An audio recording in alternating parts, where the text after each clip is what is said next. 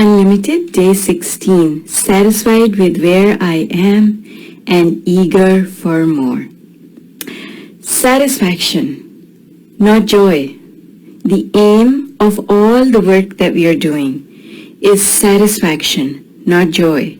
Because satisfaction is consistent, joy is transient. Satisfaction is a place where we can hang out all the time. Joy is a place that we go from time to time. And that's actually what makes being joyful, such a wonderful feeling. If you were joyful all the time, then you would not feel it. It's just like when you drive by a billboard a couple of times, then it becomes invisible. You just don't pay attention anymore until they put something new on it. And that's exactly the way we are. And you know what? Lower vibrations work the same way. For a lot of us, and certainly that was the case for me, we become so used to things not working out for us that when more things don't work out for us, we just keep going the same way. We treat it as if life is supposed to be that way, and there are so many people who say that. It's life, they say. That's just life. You can't expect good things to happen all the time. That's just not how life works. And we absorb that, we let that belief sink in, and then we do nothing. You see, that's the problem. We do nothing to reach for more when we get used to being in a negative place. We just accept that that's our lot and we have no control over it. So we'll just keep going. We'll just accept it and never express an eagerness for more. In fact, a lot of times we are taught that. Our parents tell us, you can't have that. You can't have everything you ask for. And even though you're sitting there, the 6-year-old you or the 10-year-old you saying, I can. Why can't I? Because it does not seem true to you. It does not seem to you that that's how things ought to be. So you see, getting used to being in a negative place, lower down on the emotional scale, is not good for us because it takes away the eagerness for going up the emotional scale, for finding the tools and practicing the processes that help us to do that. So, satisfied where I am and eager for more. That is a wonderful mantra. It's a wonderful thing to remind ourselves of because we want the reminder that we want to reach for satisfaction.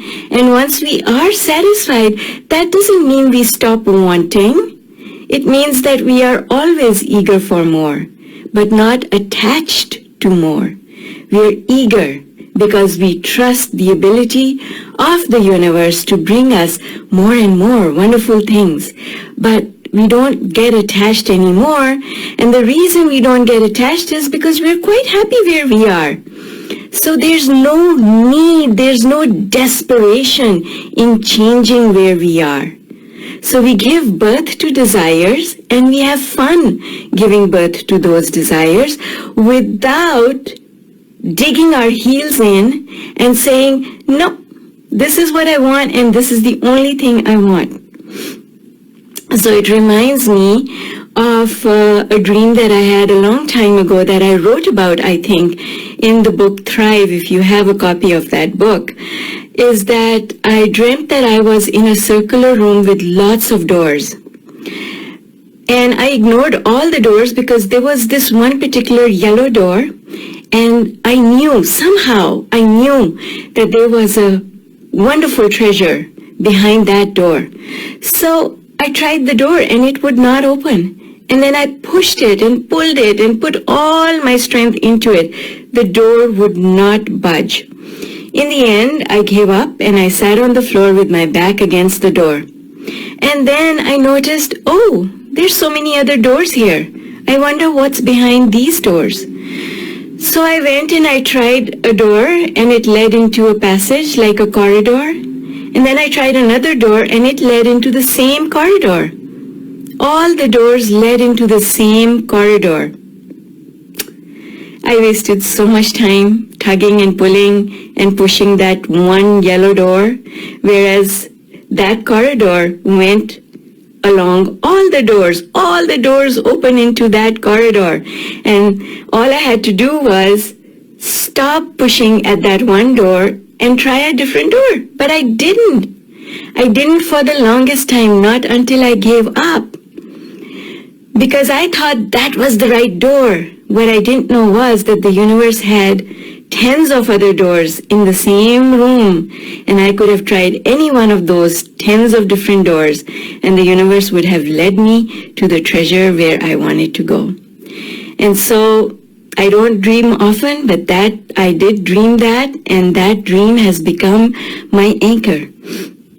Whenever I think about something and I say, oh, this is how it should unfold, this is how I want it to happen, then I remember my dream and I stop myself and I say, there might be other ways that I can't see just now. And I'm okay to let go control and allow the universe to lead me. I'm just going to give up now. And that's how you develop a lack of attachment, because you know that what you've asked for is there, and that the universe is always, always, always, and always leading you towards that. So folks, that's my message for all of you unlimited people out there. Love you lots. Excited to hear back from you, your stories of how things have unfolded for you once you gave up attachment, once you gave up control. Giving up attachment is also the same thing as giving up control. And a lot of us stubborn folks, we learn to be stubborn. You know why? Because we don't want to be controlled by our parents or our teachers or our friends or anyone else. And that becomes a habit, so we habitually want things for things to go our way, and we refuse to give up that control. But you can't be stubborn with the universe, because that's not how the universe yields the things that you want. With the universe, you have to let go control. Let go control and allow the universe to show you the way to all the things that you want. Okay, that's enough. Said lots today.